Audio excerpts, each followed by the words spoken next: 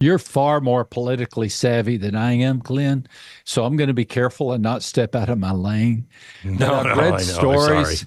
I've read stories. It may be nostalgic, as we always get, but of how Ronald Reagan and Tip O'Neill would meet and they would literally share and swap ideas. And they both became better political leaders as a result of that. Am I misremembering No, the you're truth? not. But here's the thing on that, and um, at that time we agreed on universal principles, Mhm. and so we didn't agree on policies. But we agreed on the big things. All men are created equal, endowed by their creator with a certain inalienable rights, life, liberty, pursuit, and happiness. We agreed on the Bill of Rights.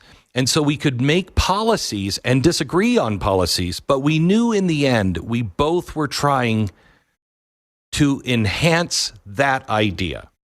And so there are times when I know I can sit with anyone on a different political view if they agree with the Bill of Rights. Do you agree that all men are created equal? That there isn't a Lord that just should lord their viewpoints and tell us exactly what to do, and we all have to do it. We all have to think alike. If you believe in the Bill of Rights, we can come there. But if it's can a pastor of a Christian church and a Jewish rabbi get together and do great things? Yes, because their principles are the same. Exactly. Can I do that with an atheist, or worse yet, a guy who is believes that Satan is the answer?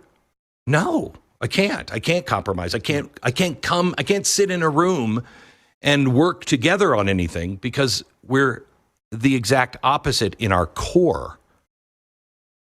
Does that make sense? 100%. Our worldviews So how do are we so get diametrically opposed that they can't come right? together. Yeah. And it's not that our policies, but it is our principles, the things that actually nobody ever talks about principles anymore. They're talking about policies. They're talking about whatever. They're talking about, your truth is everybody's truth, and you just have to get along with that. Well, I can't.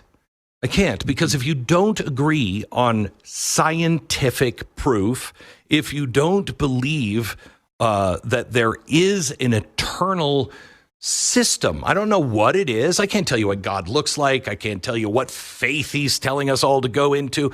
But I can show you evidence that it looks like at this point it's this direction. Now I can get onto the other side and he could surprise all of us and go, yeah, that's not me. But it made us a better person, and we were we were on the road of right. Just I don't know how far down that road we are. You know what I mean? Mm-hmm. Yeah. But yeah. how do we have these conversations? How do we get back to that Tip O'Neill with people who don't believe in those basic principles? How could a political activist, in other words, glean from someone who has a different policy than they do, so that together they are better? That can happen. Policies. And I think that can happen. I think it happens when it matters more that the country is strengthened than my party is victorious.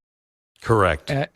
Correct. And that's a lost art. But the question is, those who do not believe that America is good should be strengthened. But to restart, how do you find yourself? We're so far off the beaten path here. I'd like to go back to God, but how do you get back to that? How do you get back to that person? How would you do it if I said to you, "Hey, there's this guy over here who believes Satan is the answer"? You would most likely say, "I'll pray for him, but I'm not going to spend any time with him." What would you say? I would like to think, Glenn, that I would say, let me take him out for a cup of coffee.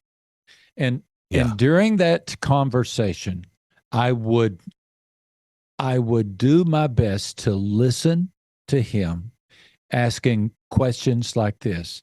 how did you come to believe the way Right. you believe? How did you end up Yes. here? Well, you're right. And I would I would at least try, Glenn. I'm not saying I would do it, but at least in this conversation, you and I, Yeah, as yeah, I'm yeah. Yeah, envisioning yeah. my ideal response, Right, I right. I think I know. would say, how did you come to believe what you believe? And honestly listen to him and do my best to at least respect him. If there's any chance of dialogue, it has to it has to have one person saying, tell me why you Yes. think the way you think. I And had a African, that's humility, isn't it? that's humility. Yeah. Yeah.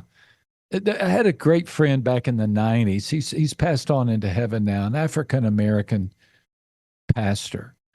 And he said, Max, the best way that racial division can be overcome is with this question. And that question is, help me understand. Help me Mhm. understand what it's like to be you. Help me understand.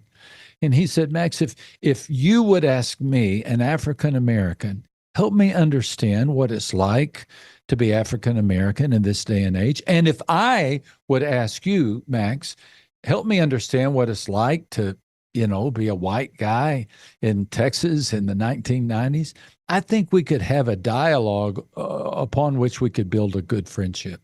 I agree. That may be oversimplifying things, but I think it would go a long way toward helping us have dialogue with one another. Let me go back to the idea of the book and our words and the power of our own words and changing our thoughts. Um, I know a lot of preachers really don't like I think they're called prosperity preachers, Mm-hmm. where they're, yeah, okay. And I look at those guys kind of as a gateway drug in a way that they stop just there.